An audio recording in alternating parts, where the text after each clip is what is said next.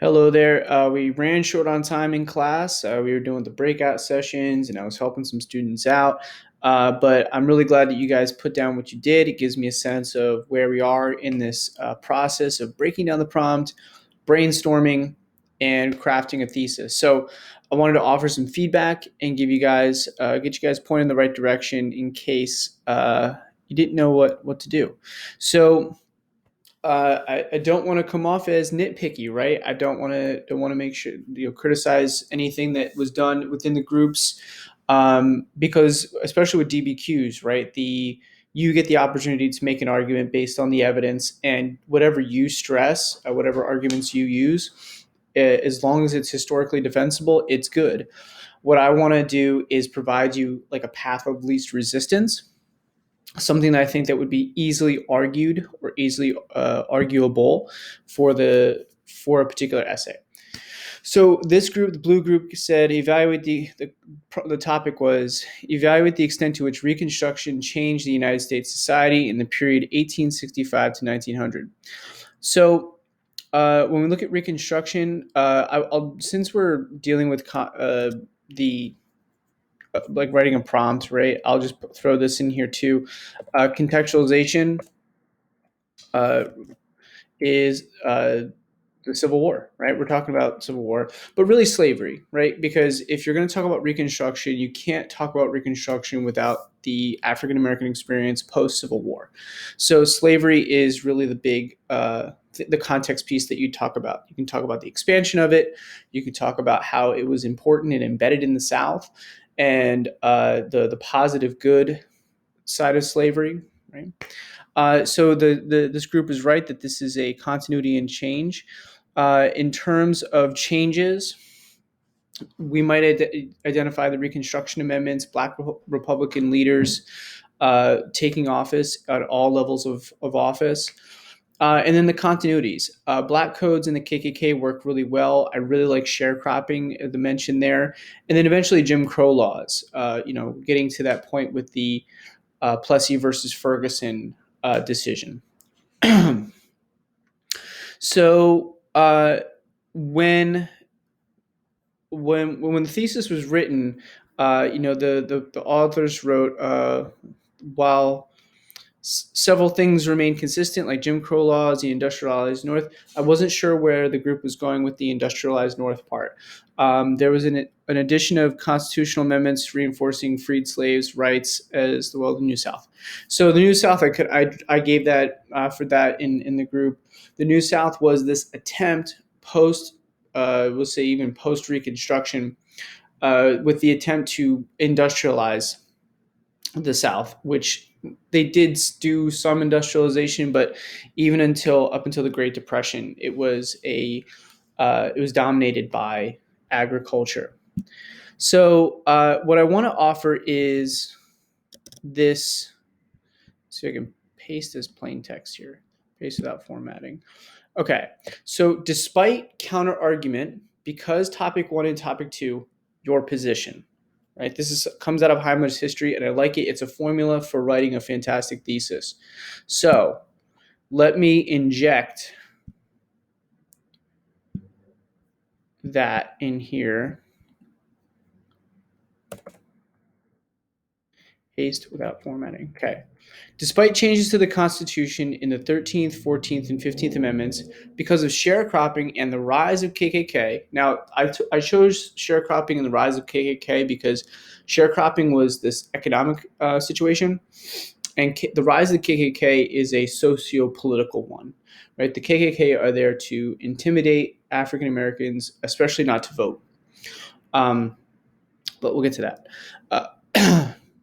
Reconstruction did not bring about a dramatic change to the United States from 1865 to 1900, right? So this thesis, it takes a position. This last one did not bring about, right? That's my position, and it has my reasoning here because of these two things.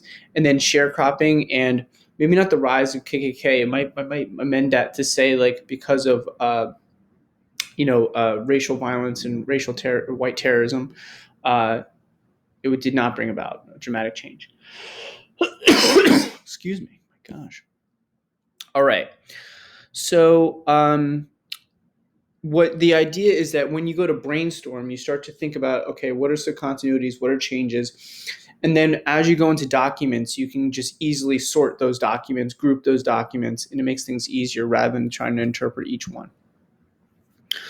So evaluate the impact of westward expansion on the lives of. So this is the skill here is causation, right?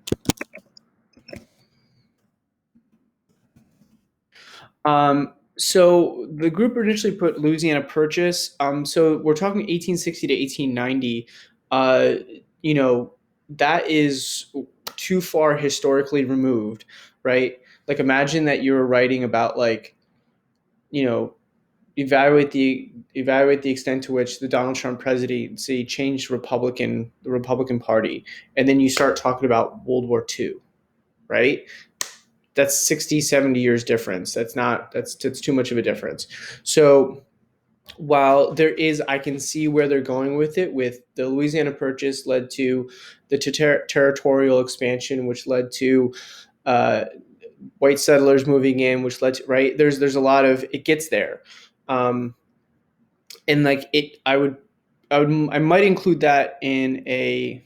I would definitely include it in the context, but not as a piece of art, a piece of evidence to argue. What did I come up with here? So in terms of context, right? Some of the things that might be a little bit more context. Again, when I say context, I mean the contextualization stuff that you talk about in the introductory paragraph. Andrew Jackson's Indian removal out of Georgia. And you could talk about this colonial history of extermination and conflict. But then, and of course, Louisiana Purchase, Indian removal is happening in 1836, 1838. So that's a little bit closer to the event. And it's on theme, right? You got to make sure it's on theme. What did I put down here? Okay, so the way I sorted this out was did impact, didn't impact, right? So what's the connection here? Let's go back, paste up formatting. Did impact. So when whites moved in, there was this dramatic killing of the buffalo for hides and for meat, for everything else. And by killing of the buffalo, which we had a lot of Plains Indians who depended upon that animal, that then impacted them economically and with their trade. So, and ultimately, this comes down to the homesteaders, right? There was the push for the Homestead Act, right? Was a push for Americans for the government would sponsor you to go out for a very cheap price, go out and get land at a very low cost. And then ultimately, obviously, when whites did move out there and they got into some trouble, we had the Indian Wars. And I didn't mention right railroads, right? Railroads are an important play a part too. But the Indian Wars kind of settled this conversation. I didn't mention sort of the cultural piece, so like like trying to Americanization of Native Americans, right? The attempt to strip them of their culture, right? That's another major impact here. Didn't impact. I was struggling to come up with some stuff, but when they were put on reservations, there was some control and sovereignty. And there was this term that was from that period called the ghost dance, where there was like a revival of Native American uh, pride and tribe pride, and it was a rejection of the white. And the theme of the ghost dance was it was a protest, but it was also like this belief that the Native Americans are going to overcome this historical uh, historical violent trend that took place, which is the encroachment of white Americans.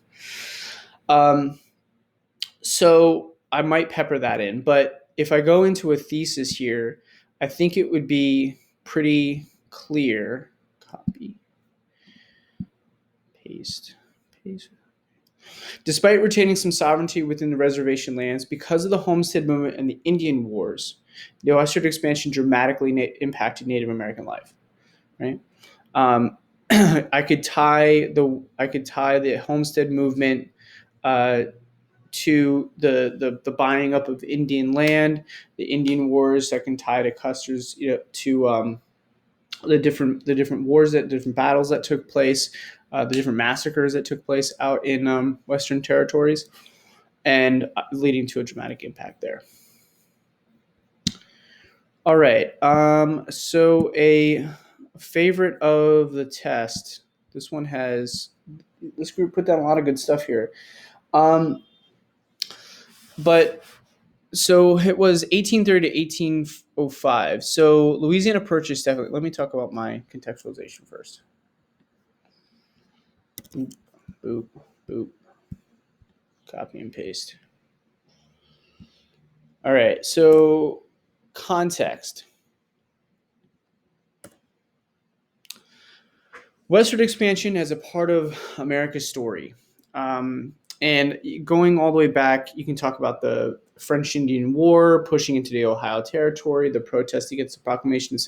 Like that sounds like it's very far removed. It's about 50 years removed from where it is. And I just said before about complaining about World War II. The thing about it, though, is that thematically it's connecting, right? Thematically, it's westward expansion and what has been the impulse, what has been the motivation. And there has always been a motivation, and that primary motivation has been that land equals wealth, land equals opportunity for whites, right? For white Americans. So French Indian War, the Proclamation Line in the Northwest Territory, getting this territory, it's been a kind of part of westward expansion up until 1900 was a part of America's DNA, for better and worse. The Louisiana Purchase for sure, right? So, right. So Louisiana Purchase is there. Okay, so we got to think about the core of what Manifest Destiny is. It was this. If you look at John O'Sullivan's writings, he's basically saying that America, it's the way I spin it is like this is imperialism within the continent, like that. Think about that American imperialism and the European imperialism of white superiority, the belief in that we've reached kind of peak democracy, even though only white males could vote. We've reached sort of peak. We figured things out, right, as a civilization, and it is our duty to spread this from end to end in the continent. So that they wrote the God-given duty to expand is good. So Mexican American War, definitely. So expansion of slavery by the South, yep, good. Expansion of the railroad tracks in the West, economic opportunity, yeah. So where I'm going with this is I'm thinking about like the cultural beliefs about Manifest Destiny. I'm thinking about the economic incentives. And so I'm more motivated by, or I'm more interested in like those economic motivations as like, yeah, I'm going to move out to California because there's gold, not because I think that we should spread democracy. So or I'm not saying me personally, but I'm saying I could argue it better. So I want to put this in here.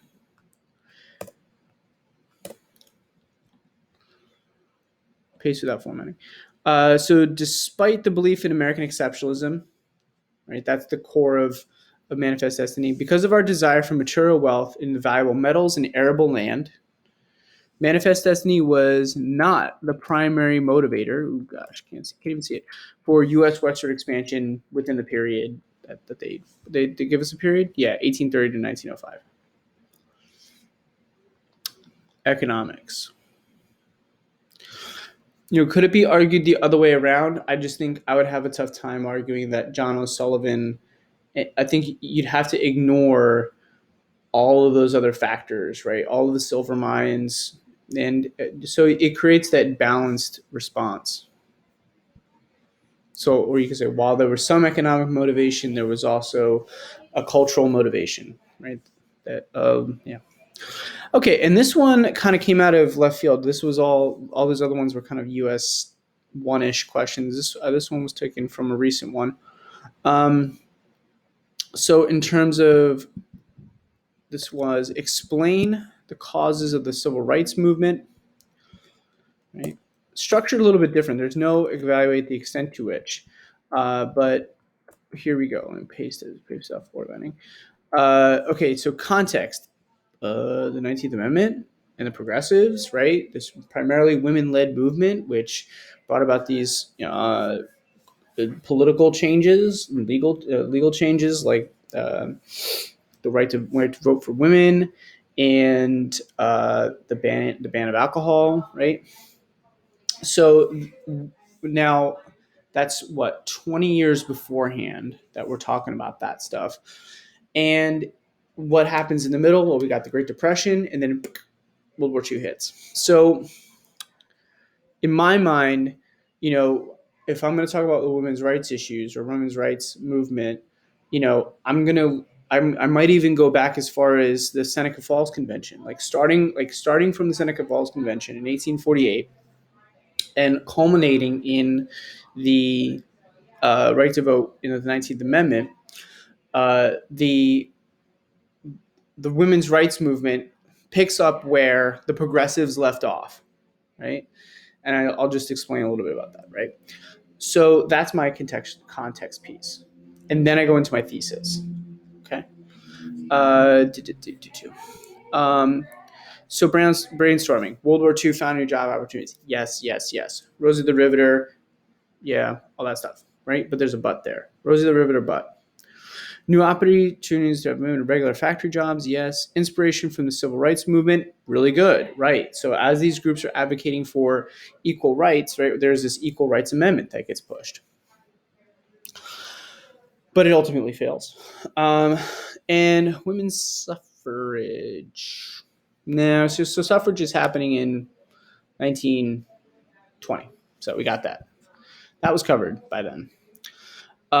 So a couple of things that I wanted to talk about here is this comes from period 8.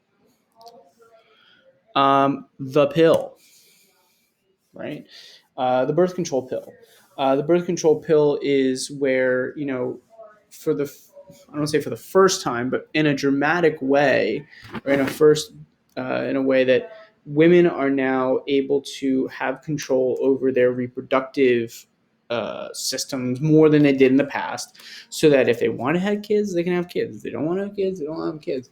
And this allows women to open up their opportunities. There's a sexual liberation movement that they get to have. They get to go out there and do their thing without as many consequences.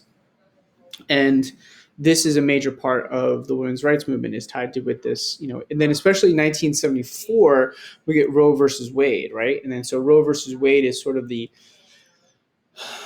Supreme Court case that really dealt with a woman's right to choose, and it's a question that is still sort of churning in American society.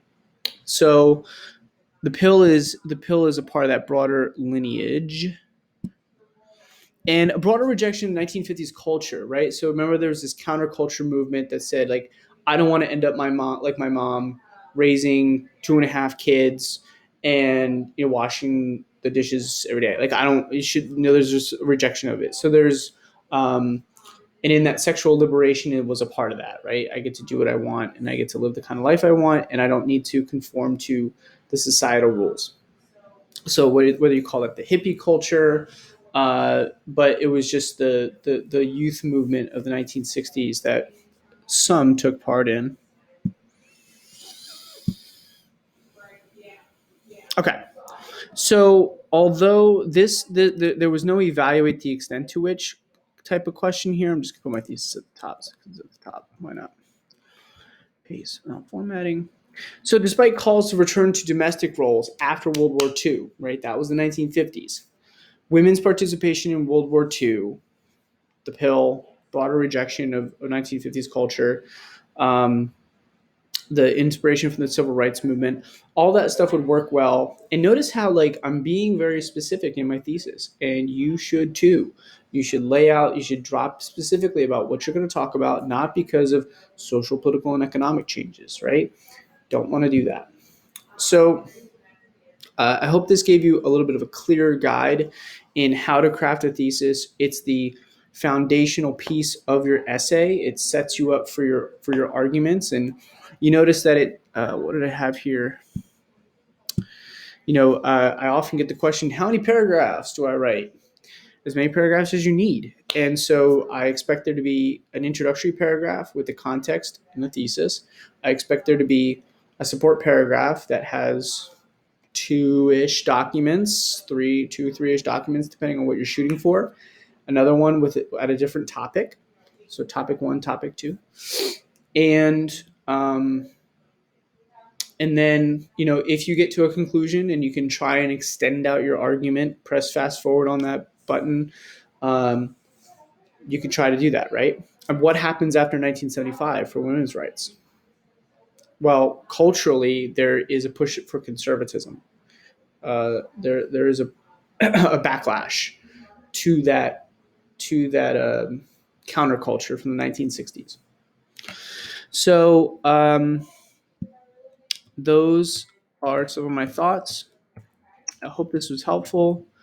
Please ask questions if you've gotten any, but I'll look forward to talking to you soon.